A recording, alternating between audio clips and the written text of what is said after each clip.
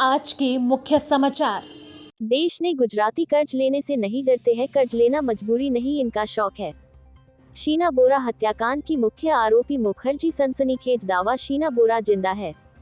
नाला सुपारा के स्वागत लॉजिंग बोर्डिंग में चल रहा था बड़ा सेक्स का, पुलिस ने भंडाफोड़ किया। शिवसेना संजय ने दावा किया है कि शिंदे और बीजेपी की गठबंधन सरकार इस महीने के अंत में गिर जाएगी। पालघर जिले के कासा थाने के क्षेत्र में सड़क हादसे में 3 की मौत, 4 घायल। मुंबई, देश में हर व्यक्ति कर्ज से डरता है। कर्ज भी कुछ लोग मजबूरी में लेते हैं, लेकिन कर्ज लेने के लिए गुजराती 100 कदम आगे रहते हैं। गुजरातियों को कर्ज लेने का शौक बताया जाता है, यह लोग कर्ज लेने के बाद फरार हो जाते हैं। ऐसे कई उदाहरण हैं। नीरव मोदी आदि लोगों ने करोड़ों का बैंक से लोन लेने के बाद जब कर्ज चुकाने का समय आया तो देश छोड़कर फरार हो गए। इस समय दुर्भाग्य से देश का प्रधानमंत्री भी गुजराती है, जिसने भारत देश को कर्ज में डूबा दिया है। 100 लाख करोड़ रुपयों का कर्ज ले लिया है। इस कर्ज का क्या किया मालूम नहीं हो रहा है। जानकारी के अनुसार बैंकों से लोन लेकर उनको डूबने वाले गुजराती ही है। आज देश में भूखमरी जैसे हालात हो चुके हैं। ऐसे हालात पैदा करने वाला भी एक गुजराती ही है, जिससे महंगाई और बेरोजगारी अपने चरम पर पहुंच चुकी है।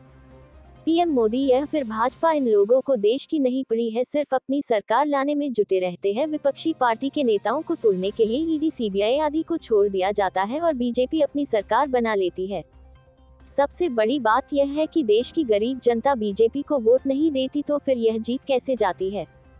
चुनाव आयोग भी शक के दायरे में है और मोदी सरकार को जिताने में भरपूर प्रयास करते हुए जीता भी देती है। इसको नकारा नहीं जा सकता है, क्योंकि देश छोटी बड़ी सभी पार्टियां ईवीएम के खिलाफ है, लेकिन बीजेपी ही ईवीएम का सपोर्ट करती है। सभी पार्टियां का कहना है कि चुनाव वॉलेट पेपर से होना चाहिए, लेकिन मोदी सरकार वॉलेट पेपर के पक्ष में नहीं है। ऐसा क्यों है? जब जनता वोट बीजेपी को देती है तो फिर मोदी सरकार को डरने की क्या जरूरत है।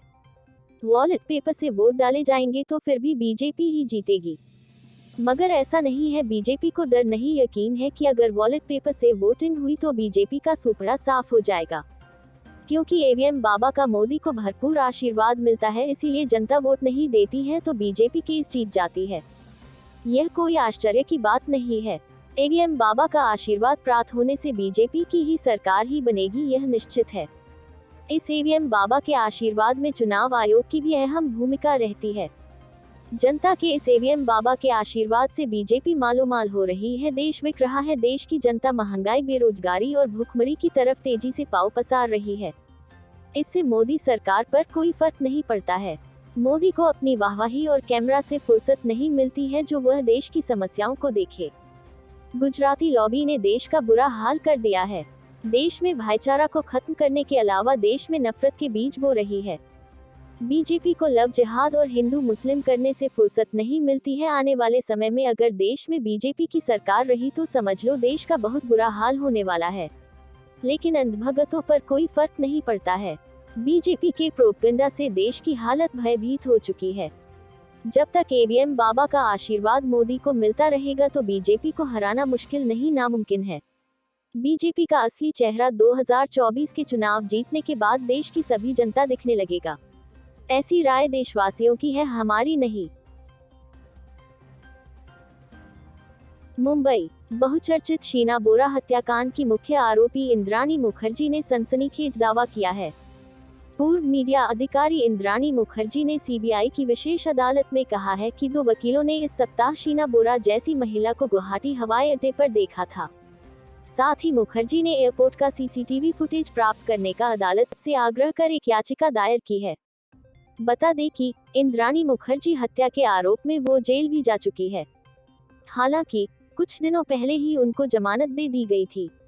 रिपोर्ट्स के अनुसार इंद्राणी मुखर्जी ने अपने वकीलों के माध्यम से सीबीआई की स्पेशल कोर्ट में एक याचिका दाखिल की है। मुखर्जी फिलहाल जमानत पर जेल से बाहर हैं।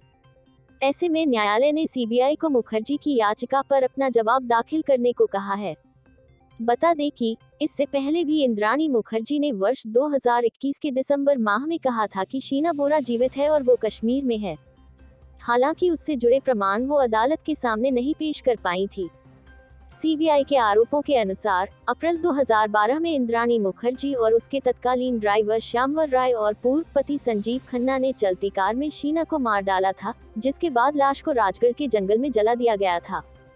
चूंकि शीना रिश्ते में मुखर्जी की बेटी थी, ऐसे में इस हाई प्रोफाइल मामले की जांच सीबीआई को सौंपी गई थी, जिसमें तीनों की गिरफ्तारी हुई। फरवरी 2020 में बॉम्बे उच्च न्यायालय ने पीटर मुखर्जी को जमानत दे दी थी, जबकि इंद्राणी मुखर्जी को सर्वोच्च न्यायालय से गत वर्ष मई में राहत मिली थी। फिलहाल वो शर्तों के साथ जमानत पर बाहर हैं। नालासोपारा। पालघर जिले के नालासोपारा पूर्व में स्वागत लॉजिंग बोर्डिंग में क्राइम ब्रांच के एसीपी अमोल मांडवी को गुप्त सूचना मिली थी कि तुलिंज पुलिस स्टेशन की हद में यूपी नाका संतोष भुवन स्वागत लॉजिंग बोर्डिंग में देह व्यापार का घिनौना कारोबार चल रहा है। फिर गुप्त सूचना की पूरी तरह तहकीकात एचटीसी नालासोपारा के पीआई संतोष चौधरी ने की और पीआई संतोष चौधरी और पुलिस की टीम ने बोगस ग्राहक और पंचकुस को स्वागत लॉजिंग बोर्डिंग संतोष भुवन नालासोपारा में भेजकर पुलिस की टीम ने ट्रैप लगाकर छापा मारा। पुलिस के छापे में स्वागत लॉजिंग बोर्डिंग का मैनेजर और वेटर को हिरासत में लेकर 2 पीड़ित लड़कियों को देह व्यापार के चंगुल से रेस्क्यू किया। स्वागत लॉजिंग बोर्डिंग में मैनेजर, वेटर, मालिक व चालक कई सालों से देह व्यापार का गोरख कारोबार चल रहे थे। इस सेक्स रैकेट के केस में लिप्त 5 लोगों को पुलिस की टीम ने वांटेड बताया है। अब क्राइम ब्रांच की टीम स्वागत लॉजिंग बोर्डिंग के मैनेजर और वेटर के ऊपर आईपीसी 370, 1, 34 पीटा एक्ट 3, 4, 5, 6 धाराओं के तहत कानूनी कार्रवाई कर रही है और 2 पीड़ित लड़कियों को महिला सुधार गृह भेजने की कानूनी कार्रवाई क्राइम ब्रांच की टीम कर रही है। इस तरह स्वागत लॉजिंग बोर्डिंग में देह व्यापार का भंडाफोड़ मीरा भाईंदर वसई विरार आयुक्तालय के वरिष्ठ अधिकारी व crime branch ACP Amol Mandvi के मार्गदर्शन में नालासोपारा एचटीसी के PI Santosh Chaudhary, crime branch ACP office team और नालासोपारा एचटीसी की टीम ने संयुक्त रूप से की। ऐसे ही कई जगहों पर देह व्यवसाय किया जा रहा है। इन जगहों को भी चिन्हित कर कार्रवाई की जाने वाली है। क्राइम ब्रांच की जाँच जारी है। मुंबई। शिवसेना सांसद संजय राउत ने दावा किया है कि महाराष्ट्र की एकनाथ शिंदे और भाजपा के गठबंधन की सरकार इस महीने के अंत तक गिर जाएगी। उन्होंने कहा है कि सुप्रीम कोर्ट शिंदे गुट के 16 विधायकों को अयोग्य घोषित कर देगा। इसके बाद गठबंधन अल्पमत में आ जाएगा। राउत ने कहा कि 16 विधायकों में शिंदे भी शामिल हैं। आपको बता दें कि शिंदे गुट के विधायकों को अयोग्य ठहराने की मांग वाली ठाकरे गुट की याचिका पर सुप्रीम कोर्ट में 13 जनवरी को सुनवाई होनी है। संजय राउत ने कहा, यह सरकार फरवरी का महीना नहीं देख पाएगी। मेरी बात मान लीजिए, यह सरकार वेंटिलेटर स्पॉट पर है। जिस दिन सुप्रीम कोर्ट फैसला सुनाएगा, उसी दिन सरकार गिर जाएगी। संजय राउत ने दावा किया कि शिंदे की सरकार का गिरना पहले से ही तय था। उन्होंने कहा, हर कोई जानता है कि यह होने जा रहा है। वे इसे टालकर कुछ और समय निकालने की कोशिश कर रहे हैं। उन्होंने दावा किया कि वह संवैधानिक प्रावधानों के तहत ऐसा दावा कर रहे हैं। भाजपा और शिंदे समूह ने उनके इस बयान को पब्लिसिटी स्टंट करार दिया है। मुंबई भाजपा के मुखिया आशीष शेलार ने कहा, बयानबाजी की उनकी आदत है। मुझे लगता है कि राउत को सामना के कार्यालय में बैठकर संविधान को फिर से लिखना चाहिए। उन्हें इस बेकार की कवायद को बंद करना चाहिए। वहीं शिंदे गुट ने दावा किया कि राउत अब होश में नहीं है। विधायक संजय शिरसाट ने कहा, मुझे लगता है कि 3 महीने जेल में बिताने के बाद संजय राउत ने अपना मानसिक संतुलन खो दिया है। मैं उनसे कुछ इलाज करने का अनुरोध करूंगा। उनके बेतुके बयानों के कारण अब हमें सिरदर्द हो रहा है। उन्हें सुनने के बाद हमें सिरदर्द की गोली खाने का मन करता है। मुंबई। महाराष्ट्र के पालघर जिले में रविवार को बड़ा सड़क हादसा हुआ है। यहाँ के कासा थाना क्षेत्र में एक कार और ट्रक की टक्कर हो गई। हादसे में 3 लोगों की मौत हो गई, जबकि 4 गंभीर रूप से घायल हो गए। पुलिस ने मामले की जांच शुरू कर दी है। हादसा जिले के मुंबई अहमदाबाद राजमार्ग पर हुआ। इस दौरान एक बच्चे की मौत हुई है। जानकारी के मुताबिक एक परिवार के 7 सदस्य कार से मुंबई से गुजरात में वलसाड जिले के भिलाड जा रहे थे।